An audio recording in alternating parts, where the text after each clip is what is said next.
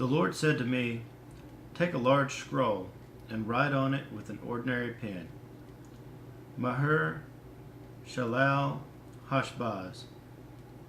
And I will call in Uriah the priest and Zechariah son of Jerebekiah as reliable witnesses for me." Then I went to the prophetess, and she conceived and gave birth to a son.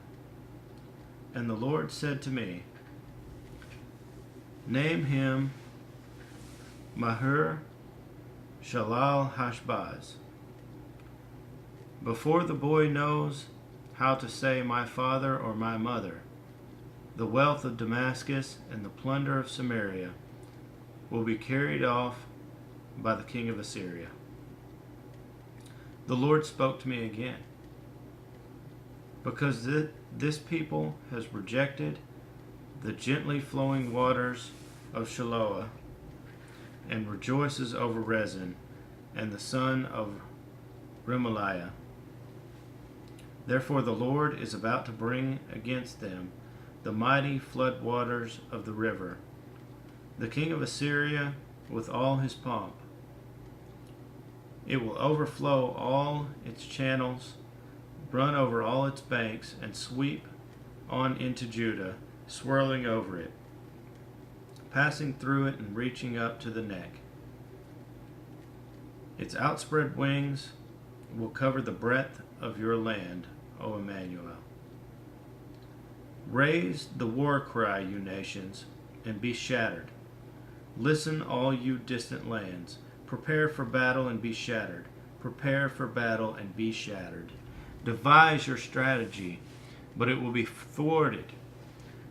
Propose your plan, but it will not stand, for God is with us.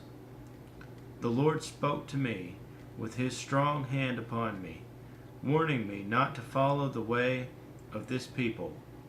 He said, "Do not call conspiracy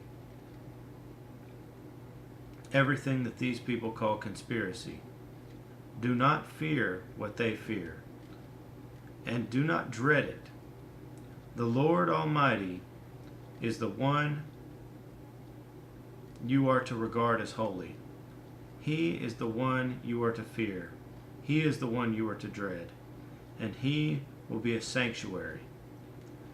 But for both houses of Israel, he will be a stone that causes men to stumble, and a rock that makes them fall. And for the people of Jerusalem, he will be a trap and a snare. Many of them will stumble.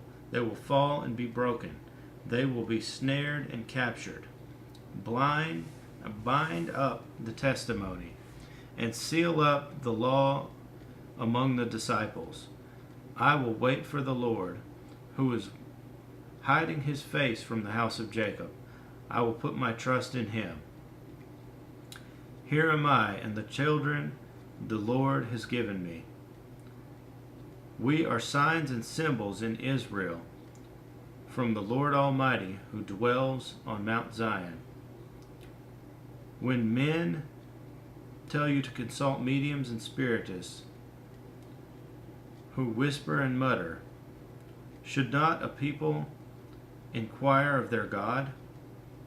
Why consult the dead on behalf of the living?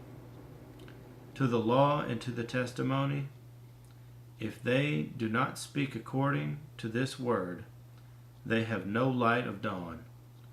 Distressed and hungry, they will roam through the land. When they are famished, they will become enraged, and looking upward, will curse their king and their God. Then they will look toward the earth and see only distress and darkness and fearful gloom, and they will be thrust into utter darkness.